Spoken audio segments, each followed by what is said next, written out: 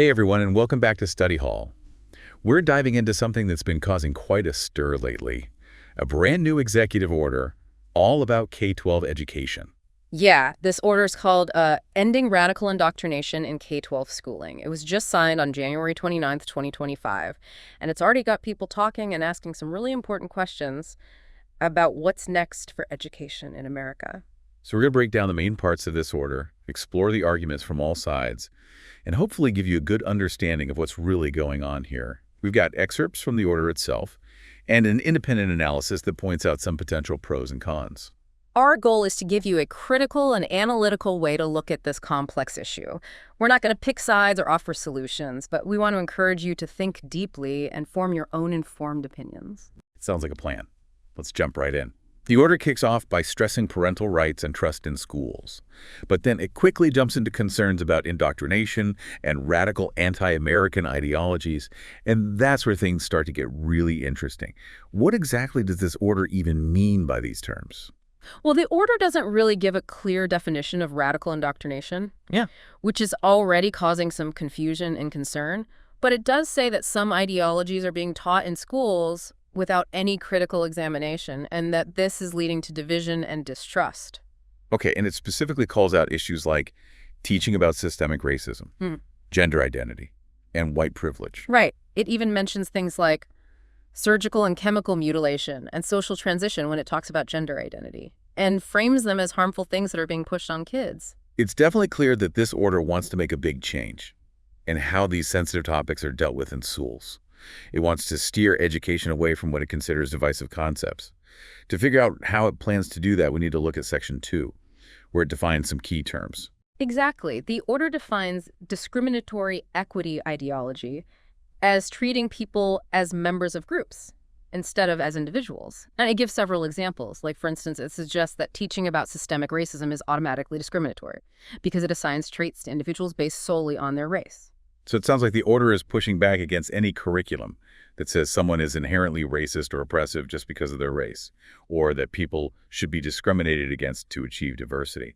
It seems to be saying that equity initiatives are inherently discriminatory. What about patriotic education? How does it define that? It defines patriotic education as presenting American history in a way that is accurate, honest, unifying, inspiring, and ennobling. It calls for a focus on the basic principles that the U.S. was founded on and how the country has moved closer to those ideals over time. Interesting. So it's not just about teaching history, but teaching a specific interpretation of history, one that emphasizes unity inspiration and a positive journey toward achieving those founding principles. It kind of makes you wonder whose interpretation of history gets to be the dominant one. That's a question a lot of critics are asking. They're worried that this definition could lead to a biased and maybe even inaccurate portrayal of history. Yeah. One that glosses over the complexities and the injustices of the past. Right, like maybe downplaying or leaving out the not-so-great parts of American history, like slavery, Jim Crow, or how Native Americans were treated. It makes you think, how can you have an honest and accurate view of history if you're only allowed to focus on the positive? That's exactly the debate this order is stirring up. Is it really about promoting patriotism, or is it about promoting a certain ideological view of American history? Good question. And how does the order actually plan to put these definitions into practice? Well, that's where Section 3 comes in, the Ending Indoctrination Strategy. And this is where things get really interesting. Okay, I'm all ears. What's the strategy here? This section tells several federal agencies to come up with a plan to completely cut off federal funding for any programs that promote the ideologies that it criticizes. Wow, so they're hitting schools where it hurts their funding. What does that mean for schools that might be teaching about things like systemic racism or incorporating ideas of equity into their curriculum? Could they actually lose their federal funding? That's what people are worried about. And it's causing a lot of uncertainty for educators. The order also focuses on parental rights, especially when it comes to information about what's being taught in schools and what activities are happening there.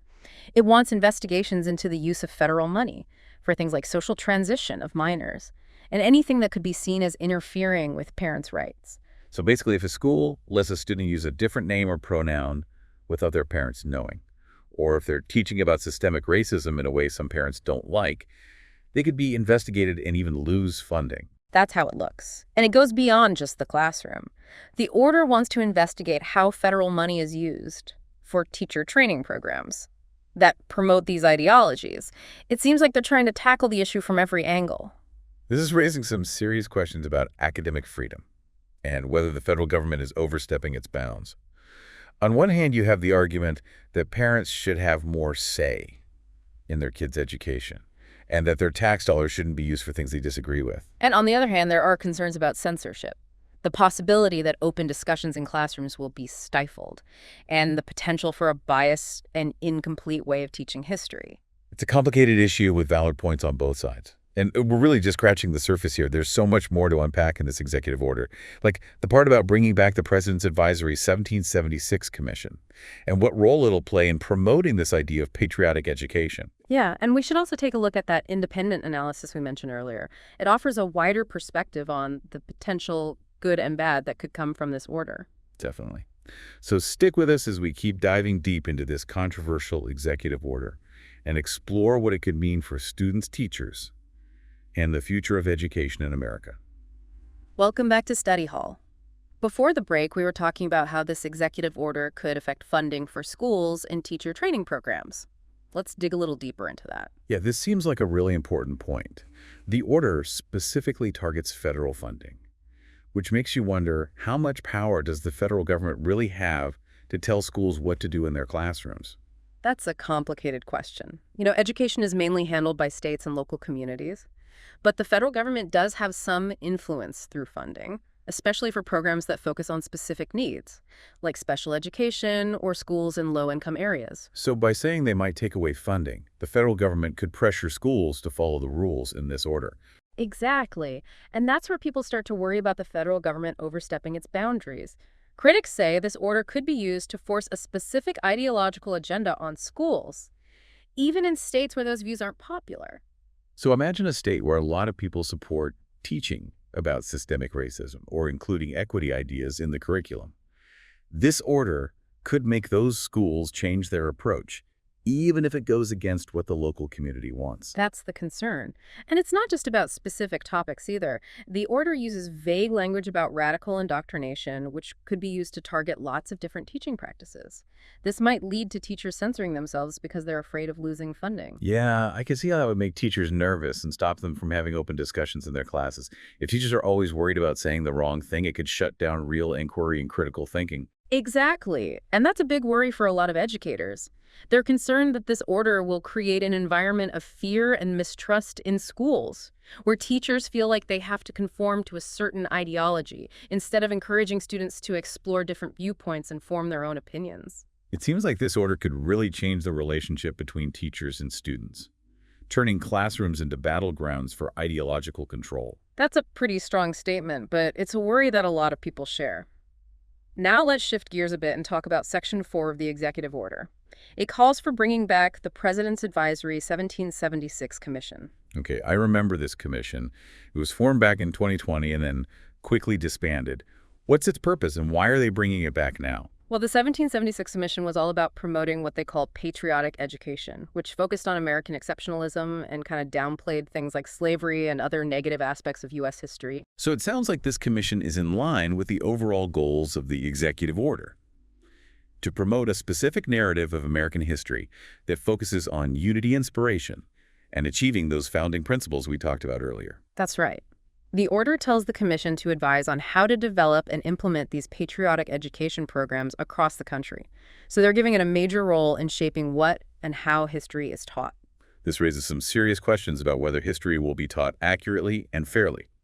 Critics say the 1776 Commission's approach to history is one-sided and distorts the truth about the past. They point to the Commission's original report, which was criticized by historians for having factual errors, leaving things out, and generally presenting a simplified and overly positive view of American history.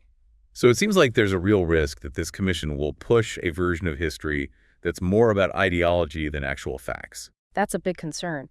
And the order goes even further. It calls for creating a Presidential 1776 Award and tells federal agencies to organize lectures and events that promote American independence. It's obvious that this administration is making patriotic education a top priority. It feels very organized, almost like a campaign to change how Americans understand their own history. You're right about that. And it makes you wonder what happens to the voices and perspectives that don't fit into this idea of American exceptionalism. What about the history of marginalized communities, the struggles for social justice, the messy parts of our nation's past? Yeah, it seems like those stories might get pushed aside or even completely erased. And that's worrying when you think about the impact on students, especially those from diverse backgrounds. How can they see themselves in a version of history that downplays or ignores their experiences? That's such an important point.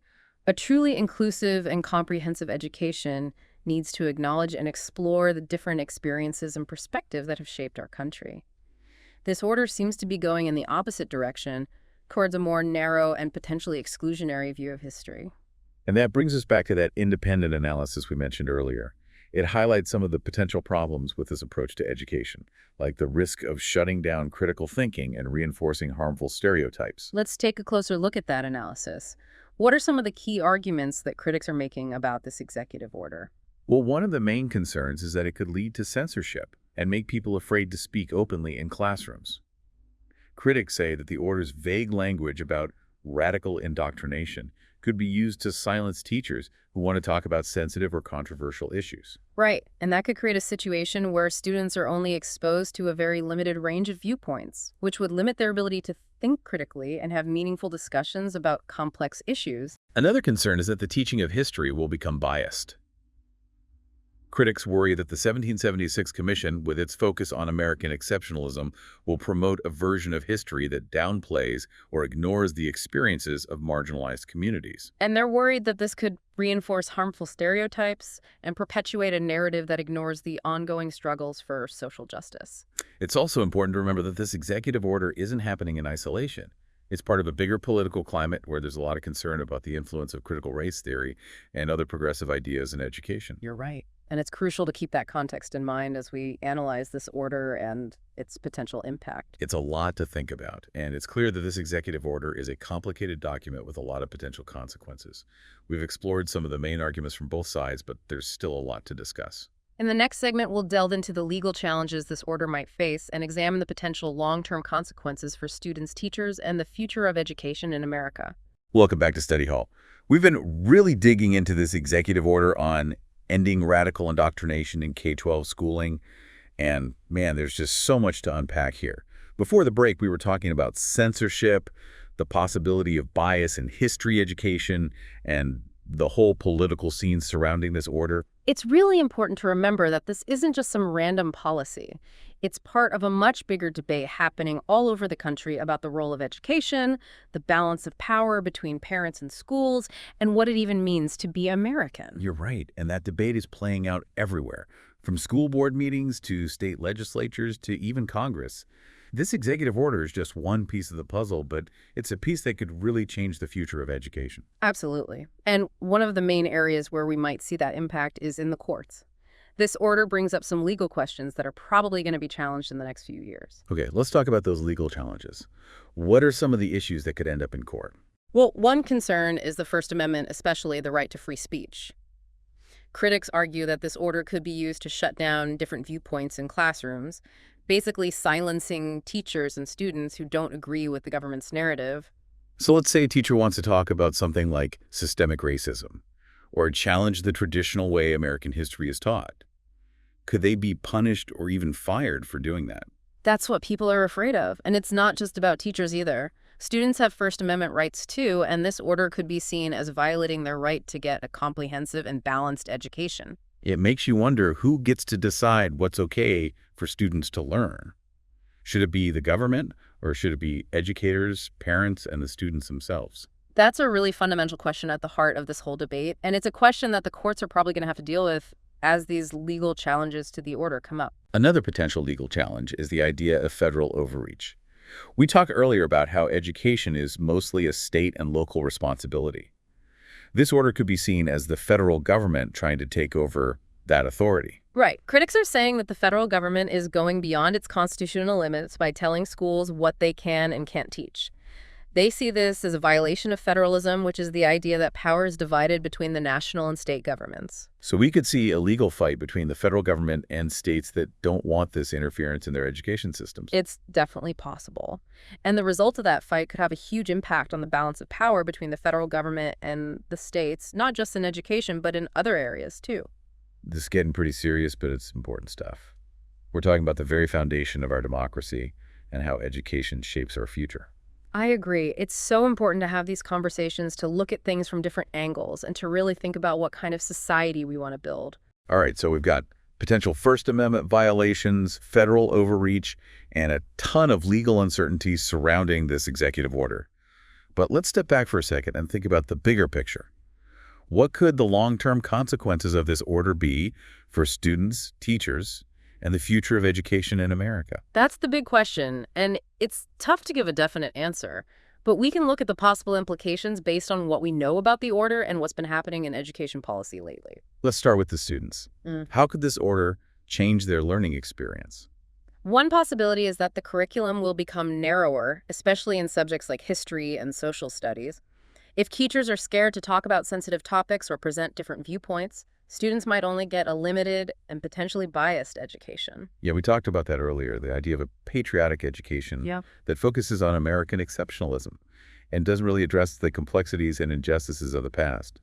If that becomes the main story, students might not get a truly accurate understanding of history. And that could affect their critical thinking skills and their ability to participate in civic life. If they're not exposed to different viewpoints and encouraged to question things, they might not be as prepared to deal with the complicated world they're going to inherit. It also makes you worry about equity and inclusion. If the curriculum focuses mostly on the experiences of the dominant group, students from marginalized communities might feel like their stories are being ignored or that they don't matter. That's a legitimate concern. A truly inclusive education should reflect the diversity of our country and make sure that all students feel seen and valued. This order, with its focus on one particular version of history, seems to be going against that. What about the impact on teachers? We talked about censorship and how it might make them afraid to have open discussions, but how could this order affect their morale and their ability to actually do their jobs well?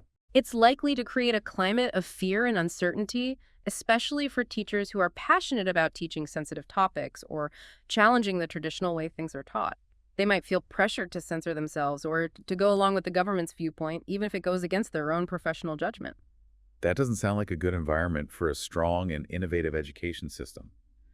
If teachers are always worried about getting in trouble for saying the wrong thing, it could stifle their creativity and make them less likely to try new things in the classroom. I agree. And that could lead to a decline in the overall quality of education. If talented and dedicated teachers start leaving the profession because they feel stifled and unsupported, it will ultimately hurt the students. So the potential consequences of this order are really widespread. We're talking about censorship bias, a narrower curriculum, a drop in the quality of education, and a chilling effect on open discussions and critical thinking. It's definitely a lot to be concerned about. You're right. And we have to remember that these are just potential consequences. The actual impact will depend on how the order is put into practice, how it's challenged in court, and how educators, parents, and communities across the country react to it. You're right, there's still a lot we don't know about how this will all unfold.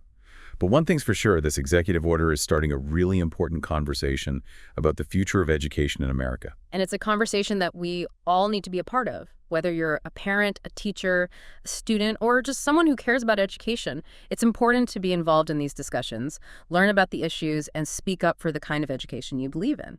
As we wrap up this deep dive, we want to leave you with a few things to think about. How do you define patriotic education? What should it look like in real life? How can we balance the rights of parents with the need for a comprehensive and inclusive education? And how can we make sure that education is still a way for people to develop critical thinking skills and become informed citizens instead of being a tool for indoctrination? These are tough questions, but they're questions we have to address as we figure out how to navigate this changing educational landscape. We encourage you to keep exploring these questions, to have respectful conversations with others, and to stand up for the kind of education you believe in. Because in the end, the future of education is in our hands. Thanks for joining us as we explored this complex and timely issue. We hope you found it informative, engaging, and helpful. Remember, knowledge is power.